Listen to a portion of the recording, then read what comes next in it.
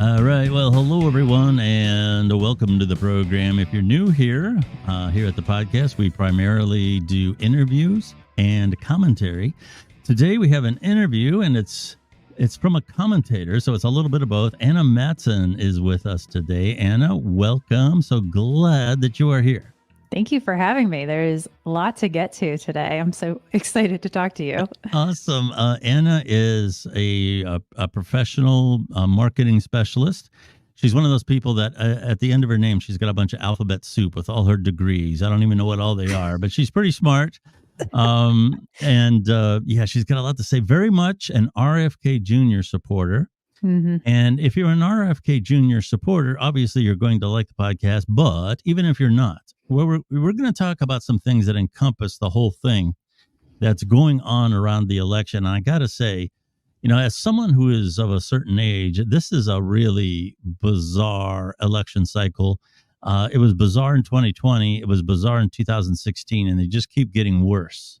Mm-hmm. Very, very strange. Go ahead. Well, and I'm glad you brought that up, that this could be for anybody, because I never tell people you need to vote for Kennedy. I never say that. I always give all the facts and say, this is why I'm voting for him. Of course, I would like you to, but I'm never going to force people, or I'm never going to look down on you if you don't. I'm just going to ask you questions, and I'm going to challenge you and your opponents, or Kennedy's opponents' policies. That's what I'm going to do. So I have people that follow me that are all across the political spectrum. And even people say, like, listen, I'm not voting for Kennedy, but I just appreciate you like keeping me up to date on everything. So I really welcome everyone into the conversation. Sure. And that's the attitude that everyone should have. I have pointed out numerous times, so many times I log on to the news, follow the news, and there's all this arguing about whose rally was bigger. Who deceived the size of the rally by taking a picture before people got there? What celebrity is Joe Rogan or is Taylor Swift or any of these people coming out for one? This is a classic case of what I would call the dumbing down of America. It is. There's nothing of what I just said that is relevant to anything. Mm-hmm. In an ideal world, we would, look at the candidates, look at their policies, and almost keep party secondary, mm-hmm. and evaluate who we think is the best. But today we're in a tribe, we're in a bubble, we're on our own reality. Would you agree with that? Yeah, absolutely. And really, we should be looking at policy. We shouldn't be looking at party. We shouldn't be looking at crowds, because there's so many factors that go into everything. Like Kamala Harris's rallies have had a whole bunch of singers and everything. So are they really there for her? Are they there for the free show? There's so many factors that go into these things. So I just wish we would get to the policy, because once people take office, that's what matters, right? Yeah. And currently, Kamala Harris doesn't have any policy on her website. And Trump has 20 quick hitters, and Kennedy has like miles and miles of policy. Like it's like a novel every time you click on one, because he doesn't get into the really heated topics and everything. He really just has kind of like a tab per big idea, like veterans and getting people in homes and stuff. And he fully goes through everything that he's supporting and what he can do in office. So those are the things that really matter, not the size of crowds that, as we've seen speculation of, a lot of AI is kind of taking over, and we don't really know what is true anymore. That's an interesting comment, and I brought that up before. Obviously your youth. I can remember a time that we would double check things by going to, well, if the big networks didn't cover it, it's probably not true. Such and such a broadcaster didn't talk about it or made light of it, so it must not be true. But it's getting to the point now where you can't trust the networks. You can't trust what you hear on social media or see on social media. Everything now, even pictures, video, all those things are suspect because of AI. And we're in a world now that's very hard to gauge. And I kind of think that has to be bad for society when you can't believe anything. Is that correct? Yeah. And that's go ahead.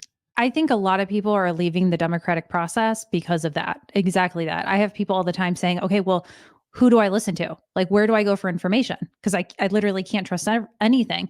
Like, a lot of people, TikTok got so big in the first place because influencers were just real. They were just real people just talking to you. And now the DNC is going around and paying $10,000 to $20,000 or more for influencers to promote her. So you have people, we don't really know if they actually support her or if they're just being paid to say that. So a lot of people are just done with politics, and it's because of a lot of this stuff. And it's really unfortunate because, I mean, back in history when we had voting day, people would parade for voting day. It was a huge celebration. And Yes. I would love to see that again. I would love to see people so proud of their country, so proud of their vote that they go out and parade and have a good time. And we're just living in a completely different world. In my county, for the primary election, 24% of registered voters voted in the primary. And that's in Michigan, we have a ton of early voting, early absentee voting and all of that. And still only 24% of registered voters. That's not even counting people who aren't registered to vote, So it really is causing a serious problem in our elections. Yes, absolutely. You've had an interesting time online. We're going to get into that a little bit here recently. And I mean, like recently, like within the last 24 to 48 hours. Let's talk about John Oliver. If you don't know, John Oliver is a commentator who speaks on HBO. He is liberal, and not that there's anything wrong with that, but I don't believe HBO has a conservative point of view. Everything is skewed to the left. I do like Bill Maher, and a lot of people accuse him of moving to the right, but in my opinion, that's only because the left has gone out the window. But anyway, with that being said, John Oliver, I do agree with him. He did a commentary not too long ago on Boeing, which was right on point. And I really think that is a very tragic story, because at one time Boeing was the flagship of technology and transportation in the world. There was something that was stapled, American innovation, and that company has gotten mired down in some things that, in my opinion, it should not have gone down. But when he talks about politicians, he can go pretty far left. And he did this little video. I'm not going to show it just yet. I want to show what Kennedy tweeted. Kennedy tweeted in regard to the John Oliver interview. He showed a little clip, and he said, he's quoting John Oliver, who says in the video, "And if I ended this piece right now, it would honestly be a pretty good ad for RFK Jr." And of course, the joke is that's where Robert Kennedy ended the clip. I'll go ahead and play it for you just so you have a reference. There has been a lot of what's the word I'm looking for? Controversy online about the laugh point when he references the JFK assassination. I would agree there's nothing funny about it, but I don't think the laugh point is necessarily because of the assassination, but it's what he says about being a history buff. So he's kind of contrasting that, all the history buffs out there. He's insinuating that you should at least know about the JFK assassination, like you should know about Lincoln and so forth. And a lot of people say, well, that's not funny either. That's fine. But I'm not necessarily sure that the assassination itself was the laugh point. I do agree with the analysis of this clip overall, that he talks about that assassination. He talks about RFK Jr.'s father being assassinated as just points of fact. He glazes right over them. Yeah. When in fact, these were very significant moments, not only in American history, but in the life of RFK Jr. So I'm going to go ahead and play that clip for you right now. This is what RFK Jr. tweeted as his default, maybe, campaign ad from John Oliver. Tonight, let's talk about RFK Jr. Let's start with the obvious. He is, first and foremost, a Kennedy. His uncle JFK was the 35th president who, as history buffs may know, was assassinated in 1963. 5 years later, his dad was also assassinated when Kennedy was just 14 years old. In his teens and 20s, he struggled with drug addiction, but in 1983, he got sober and soon became the chief prosecuting attorney for what would become the environmentalist group Riverkeeper, kicking off a career doing some genuinely laudable work, railing against fracking, Hudson River pollution, and greedy corporations poisoning natural resources. That is why New York Magazine called him the Kennedy who matters, and Time named him a hero for the planet. And as a candidate, he tried to tap into the liberal credibility that his work got back then. He's promised to be the greatest environmental president in American history and has talked about a bunch of things that we've covered, like so-called forever chemicals or PFAS and the proliferation of microplastics. You know, all the fun stuff you expect from our comedy show. Which at this point should probably be called You Have Already Been Poisoned with the Duolingo Owl's Biological Uncle. And it's not just that. He's also proposed raising the minimum wage to $15 and making student debt dischargeable via bankruptcy. And if I ended this piece right now, it'd honestly be a pretty good ad for RFKjr. There's the chime indicating, yeah, this is a good place to end it. So like I said, he glazed over a lot there, very significant things. And I also want to point out that he's obviously British. Not that that should make any difference at all, other than to say, I'm just going to say this as a side note. He's talking about a political candidate in the United States that would be hard to do in Britain right now. A lot of people believe that our society in Britain is very much alike, and it is with a lot of stuff. We all love British actors and British rock stars and all this other stuff. Mm-hmm. But free speech, as we know it, does not exist over there. And they've made some comments not only about their own citizens, but Americans commenting, criticizing what's happening over there. So if you're a comedian and a pundit, so to speak, and you're in Britain, you have to be very careful about, citing Parliament or anything as the butt of your jokes. Yeah. So he's getting away with some stuff over here that he couldn't necessarily where he's from. Honestly, that's good to bring up, honestly. Very good. What troubles you about that piece? So if people didn't watch it, it's a half hour long, the whole segment. And the first 2-3 minutes, he goes over, we just watched, all things good about Kennedy, I guess, or some background on him. And the rest is just a hit piece. There's no better way to say it. It's just a hit piece. And it goes through every single propaganda headline I've ever seen and matches it into a 25 minutes and tries to make a joke out of a lot of things, which a lot of people don't really find funny. Yeah. So what I was caught off guard with is it sounds like they were laughing at saying that JFK was assassinated. And I was really taken back by that. And I'm like, that's not funny. Sure. And I mean, there's plenty of things to laugh about and make fun of. And to me, that's just not it. Now I know, we talked about, we can disagree on what the joke really was supposed to be, or if it was a joke or whatnot. To me, it just ruined the credibility for the rest of the segment right up front, especially glossing over some of these things. So Kennedy is a person, Robert F. Kennedy Jr. He's a person. He had a father, he had an uncle, and they were both assassinated. His dad died before his eyes. And he had to not only live with this himself, but everywhere he went, he was reminded of it. He talks about how his family could never turn on the TV for, I think he said a couple of years. Every time it would be turned on, they would be talking about it. The family would have to get up and turn off the TV because it's just trauma that they were repeatedly, having over and over again. So I think we need to start humanizing our politicians a little bit, not just Kennedy, but just our politicians. So a lot of people who went through what Kennedy had to go through either aren't here today or they're nowhere near as successful as Kennedy. A lot of people just don't make it through that stuff. I had a really rough childhood. A lot of people that grew up in a similar situation as me, they ended up doing drugs and on the street, all of those things. So we need to start humanizing people a little bit. And I don't mean to get too serious talking. No, go right ahead. I apologize. No, not at all. It just, a lot of people, will get into the bearer story and everything. We talk about all of these things, but think about it. His dad died in front of him. His uncle was assassinated and he had to grow up with that. And yes, he got addicted to drugs a year after his dad was assassinated. Can you really blame him?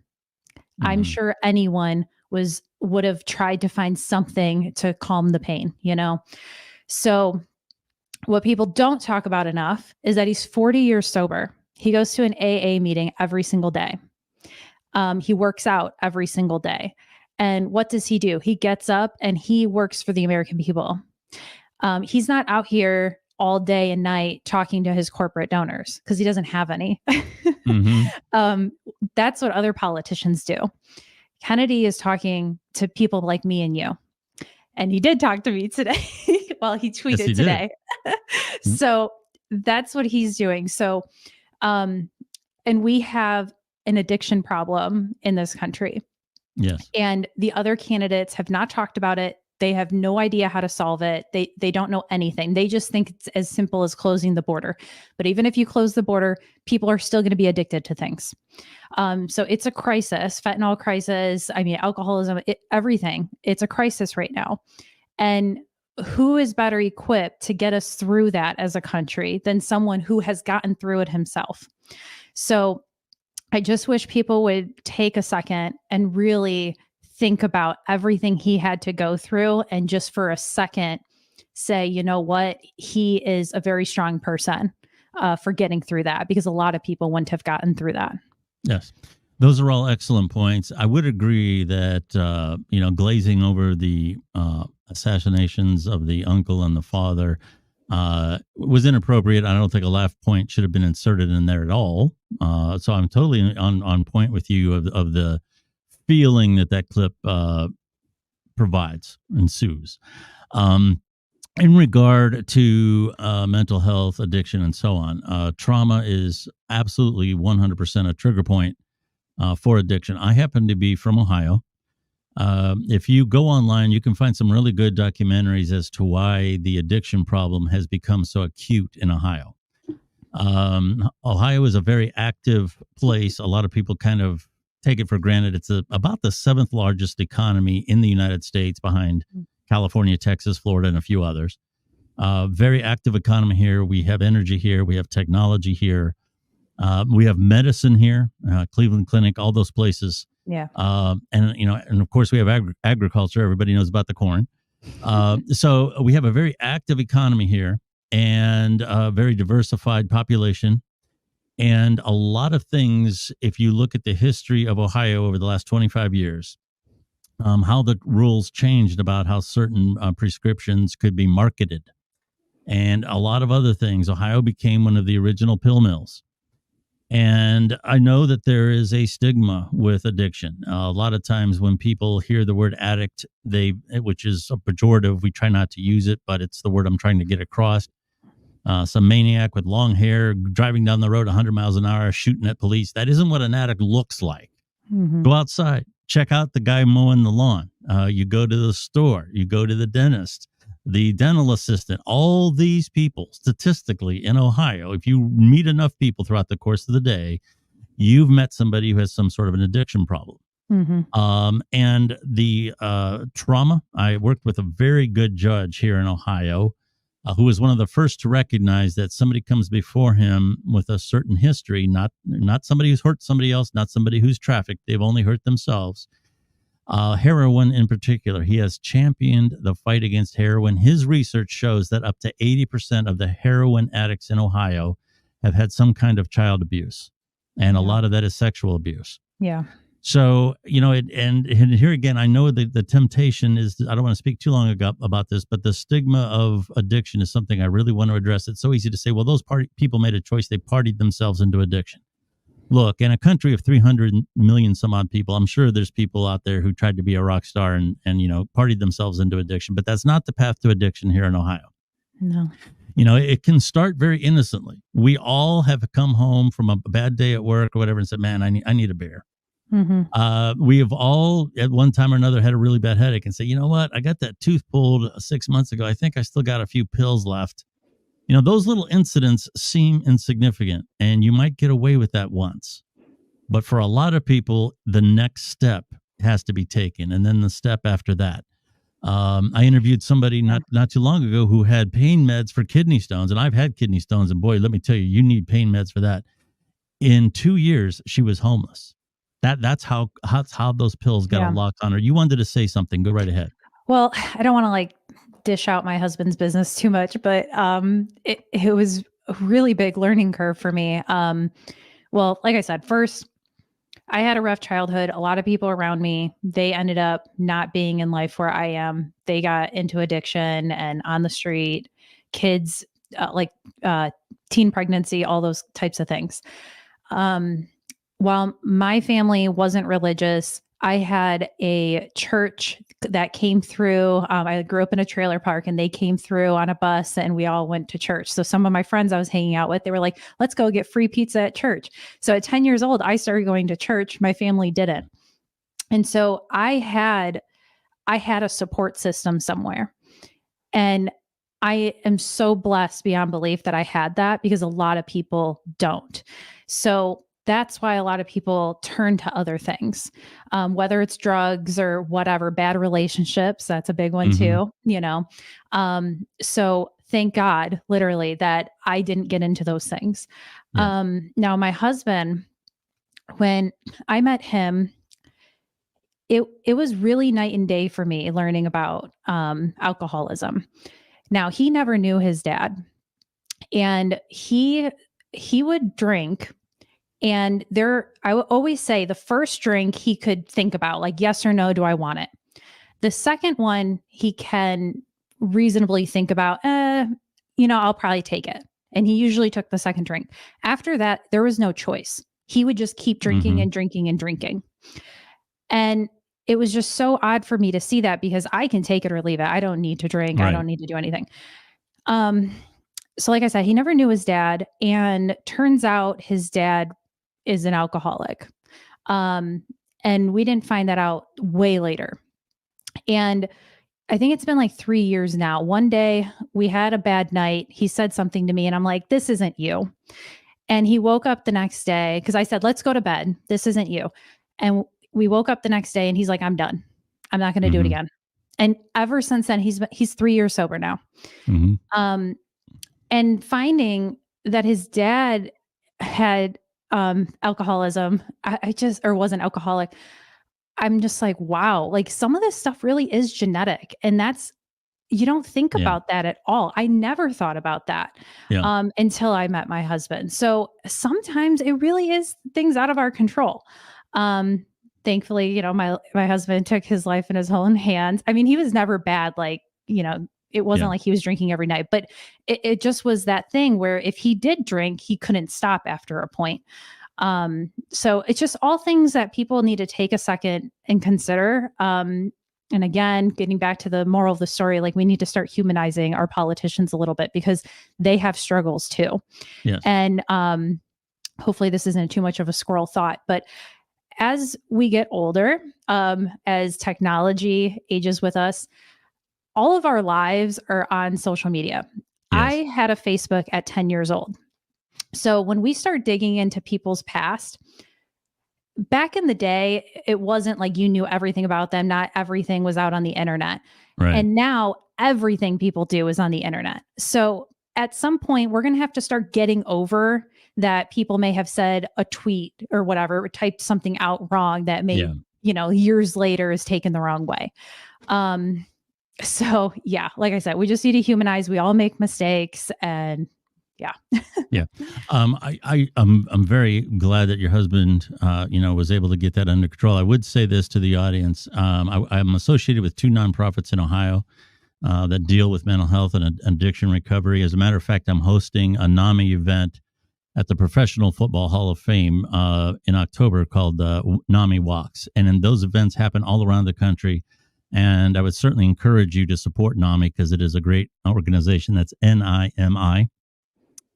And also, when it comes to alcohol addiction that Anna spoke of, if you become your blood becomes chemically addicting to alcohol, you definitely want to seek professional help, because withdrawing from alcohol, if your blood is chemically addicted, if your system is chemically addicted to alcohol, quitting suddenly can be fatal.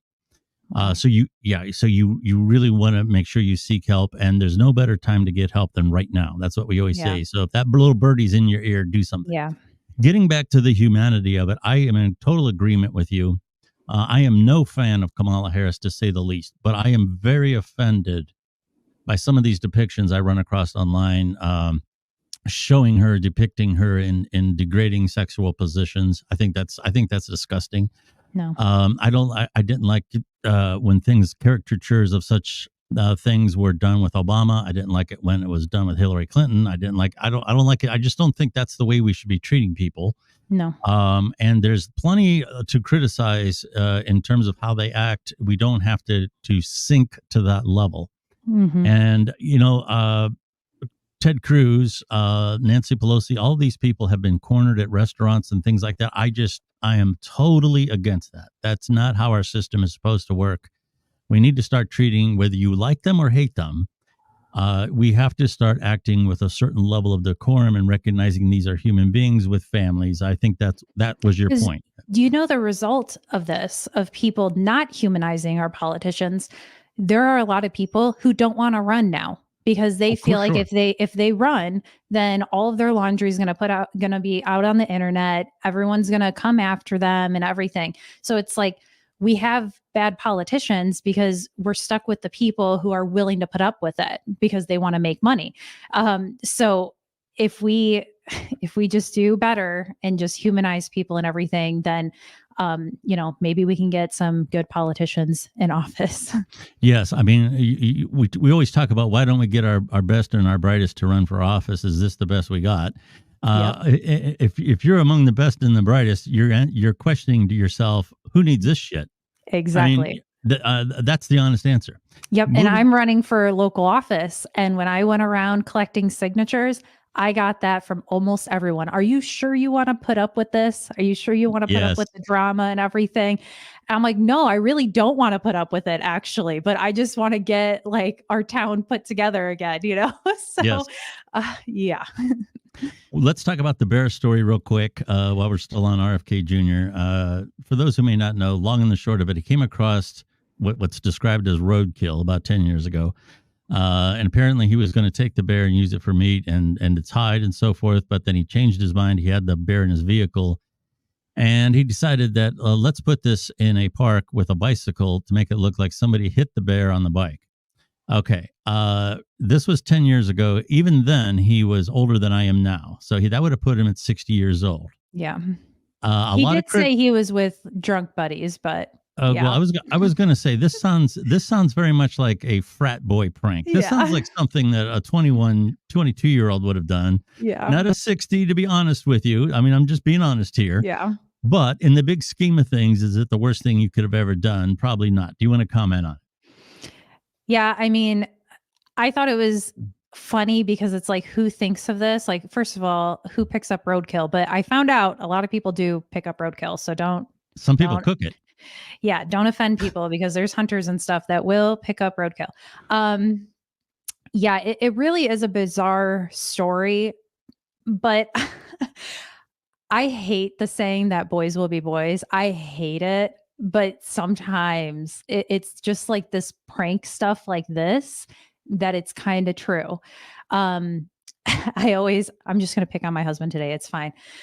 We were driving at a red light. This car next to us, this truck next to us had huge American flags in the bed of his truck. And he rolls down his window and he screams, "America!" to the guy. And I'm like, are you serious, dude? Like, did you really need to do that? And we're stuck at the red light. And I'm just like, sometimes you just need to cringe. Okay. Yeah. No, I don't think it's like the best story. Do I think it's the worst? Do I think it disqualifies him from being in office? No. I think people are just, it went a little too far, just how trendy it got and everything. And again, the bear story is trending.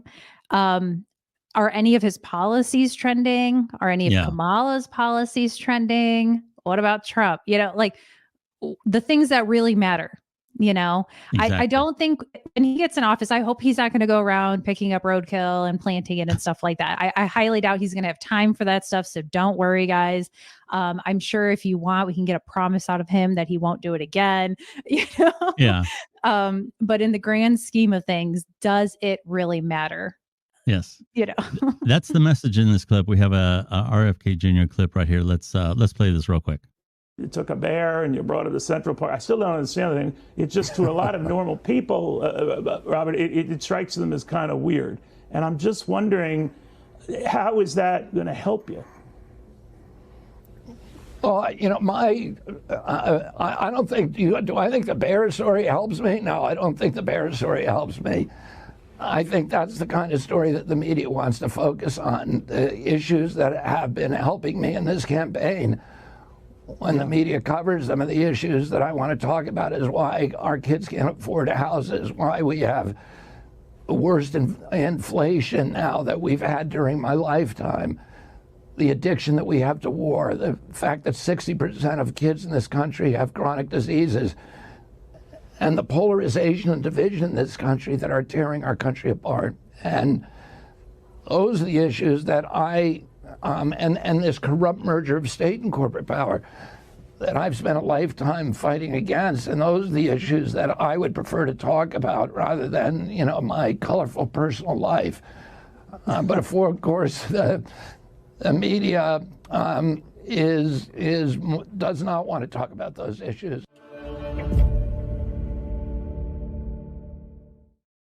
Okay, he pretty much said what you just said. Anything you wanted to add?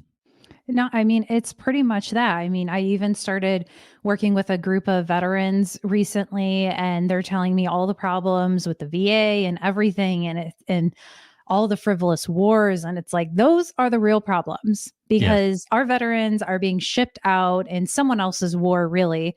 And like, that's the kind of stuff that matters. And, Absolutely. We're talking about a bear story or whatever. There's plenty of propaganda points around Kennedy. Like, one of my favorite ones to debunk is that his whole family's against him.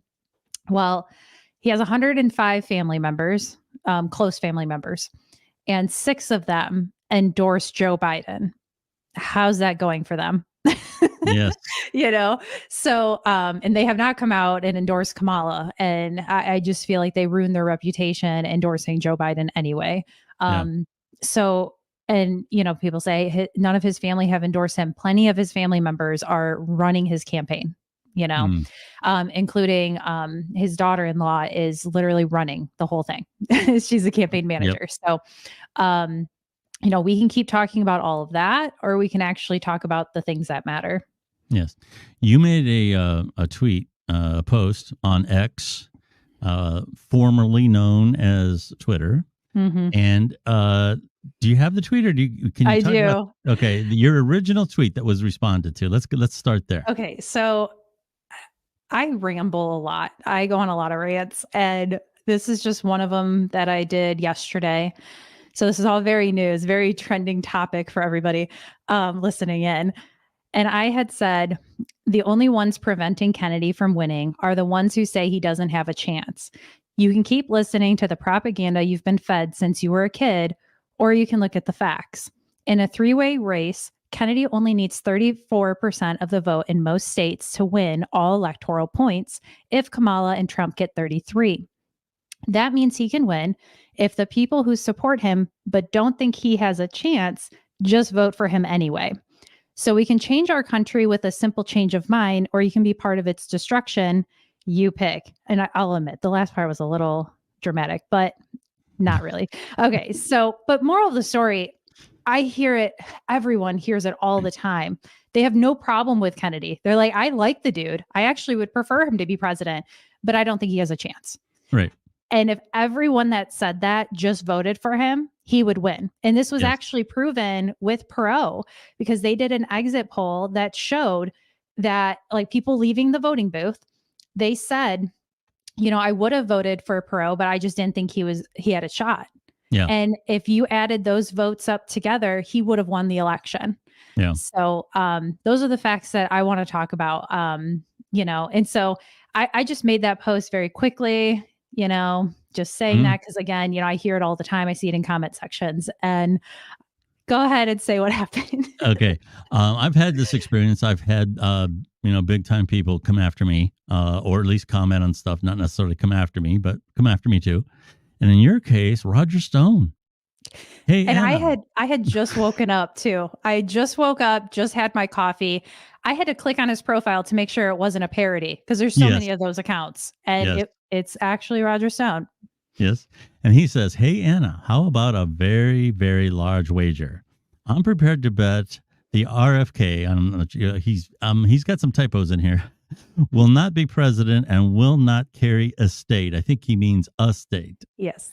Why don't you put your money where your mouth is? Now, you answered that. And by the way, this is an ongoing thing. We had another tweet come in just as we were going to air. So the next step is you answered that, right?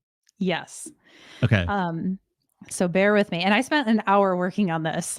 It's like, this is because this was really important to me, because my first reaction was like, read the room. Like that was my first thought. But here's my thoughtful response. I said, "Hey, Roger, it seems we don't know each other well. I'm 27, married, and hold a master's degree in marketing. Like so many in my generation, I was promised the American dream. Go to school, get a good job, live a comfortable life. But with 65,000 in student loans, rising cost of everything, and companies who refuse to hire young people, that dream feels more like a fantasy. Many in my generation don't even have a retirement plan and believe the American dream is just that, a dream. My family immigrated from Italy in pursuit of that dream, and I've watched it erode in just 2 generations. People might say the economy was booming under Trump, but that's only because he added $8 trillion to the national deficit. It's easy to have fun spending money you don't have until the bill arrives. The inflation we're dealing with now is as much Trump's legacy as it is Biden's. Their policies have consistently made the rich richer while the rest of us struggle. Robert F. Kennedy Jr. wants to bring back the American dream, to help people my age get into homes, put healthy food on the table, support our veterans, and rebuild broken communities. Meanwhile, you seem more interested in playing games with the future of our country. Too many Americans get their information from the top 1%, leading to policies that only benefit the wealthy. Kennedy and I are committed to reaching the forgotten 99%, those whose voices have been drowned out by corporate interest.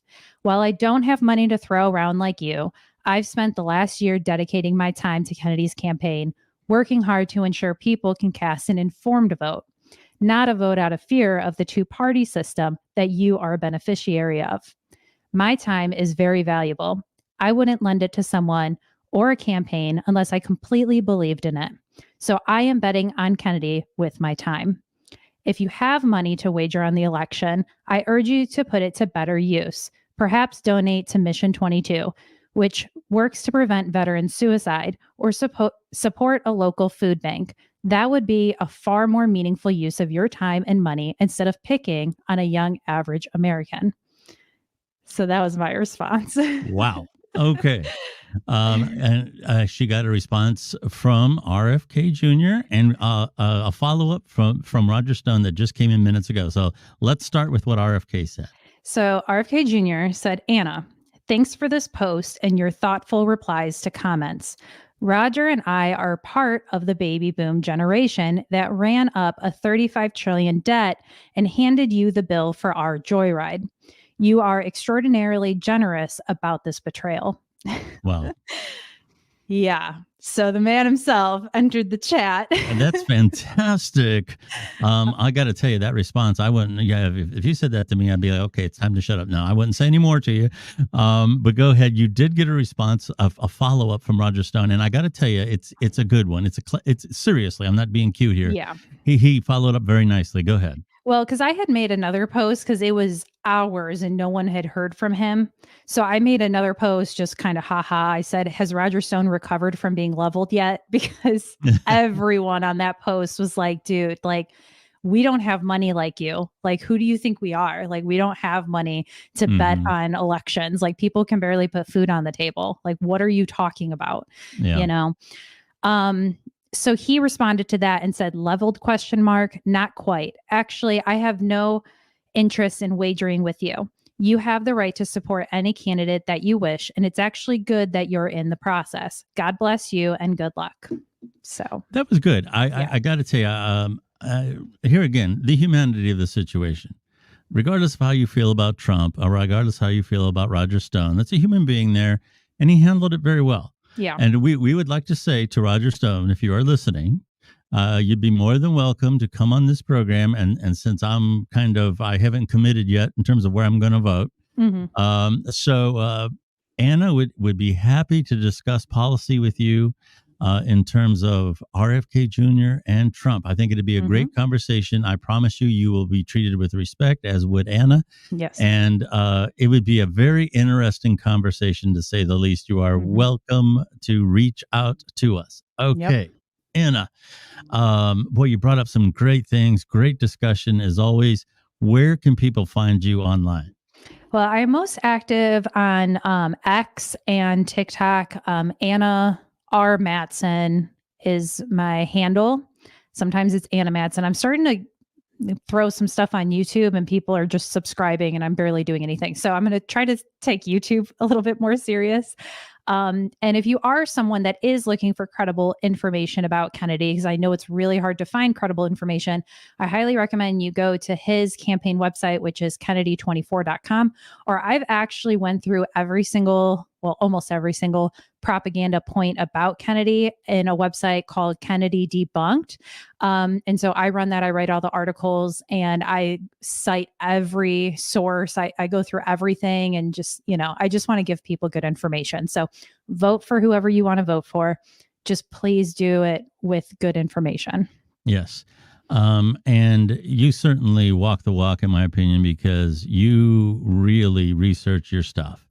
It's one thing to have an opinion. It's another thing to have an informed opinion, and you have that by the ton. Yes. One of the things good about my education, I feel like that was definitely hit home with me. We were even like my last semester of my master's degree, I had a professor that said, even though it's peer reviewed, doesn't mean it's necessarily good information. So you need to go through the whole thing and double check out even their sources and everything. So I've gotten really good about fact checking and looking at sources and all that. That is fantastic. And you are great to follow. You got to follow Anna on X. TikTok, how's that working out for you? I know you got a pretty good following on there too. Yeah, I did a fact-checking series, which was interesting because a lot of people don't think that people have the time or attention, or a lot of people think that people don't care about facts, but I found the opposite. I did a fact-checking series about Kennedy when he did his debate. I went through every segment because he talked for 2 minutes, just like, Trump and Biden did. And I fact-checked all of those, and it really blew up. People really liked it. So I'm definitely going to do more of that. I don't know if I have time to do the other candidates, but there's a lot of, mainstream media that fact-check the other candidates. So I'm not really worried about them. Sure. Fantastic having you as always. My name is Billy Dees. You can find the Billy Dees podcast just about on all the major podcast platforms. And I got to tell you, in terms of credibility, our podcast is 10 years out. We've been on the major carriers for years and years and years. And of course, now with the retransformation of what has become X, I've always been on the old Twitter, but now I'm really focused on X because I really do feel it has become diversified as a media platform as much as it is a social media platform. Biden, made the announcement that he was not running again on X. That's where the news often starts now. It often starts on X and then drifts to other places. And you can find me at Billy Dees on X. Feel free to follow me. And thank you so much for listening to the program. It's been a really good one. And we will talk to you again very, very soon.